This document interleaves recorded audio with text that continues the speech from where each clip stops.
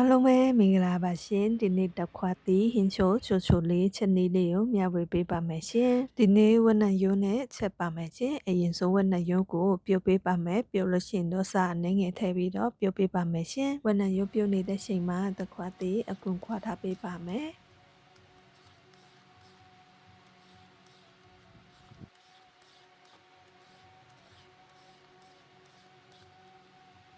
တခွက်တီးအခုခွာပြီးလို့ရှိရင်အတုံးလေးသုံးလိုက်ပါမယ်အတုံးလေးကတော့ကို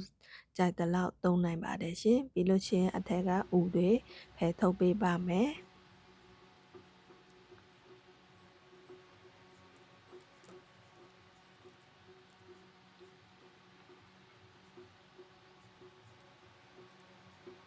တခွာတီဥထုတ်ပေးပြီးလို့ရှိရင်ရေတေချာစေးထားပေးပါမယ်ရှင်ပြီးလို့ရှိရင်ကျက်သွန်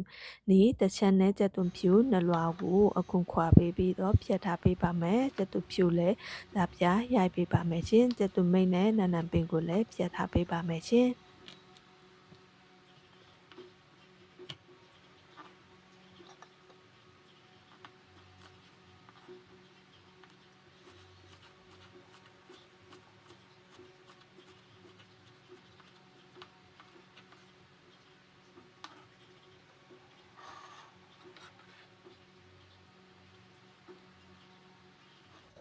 ခုဆိုရေးဝက်နံရိုးလဲနူအီနေပါပြီရှင်ပြီးလို့ရှိရင်ဆယ်ယူထားပေးပါမယ်ဒီနေ့ဟင်းရေကြီးကြီးလေးတောက်ချင်လို့ပါဝက်ရိုးရေကိုမသုံးဘဲနဲ့ရေအသေးထက်တဲ့ပေးပါမယ်ရှင်ဟင်းရေတဲပြီးရင်အယက်တအတွက်ကတော့ကြက်သားမုံရုပ်ကောင်မုံစာအနေငယ်ပဲငံပြရေကိုထည့်လိုက်ပါတယ်ရှင်ပြီးရင်ဝက်နံရိုးထည့်လိုက်ပါမယ်ဟင်းရေစူအောင်တဲပေးပါမယ်ရှင်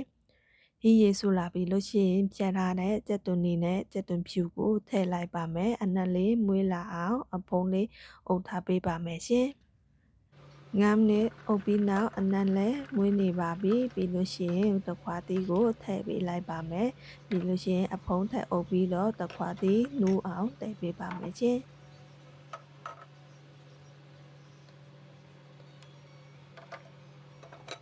တခွာတီများအယောင်လဲပြောင်းလာပြီးလူအင်းနေပါပြီရှင်ဒါဆိုရင်တခွာတီဟင်းချိုလေးရပါပြီရှင်ဒီနည်းကတော့လုံရတာလဲအရန်လွယ်ကူပြီးအချိန်လဲအနည်းငယ်ပဲပေးရပါတယ်ရှင်လုံစားကြည့်ပါရှင်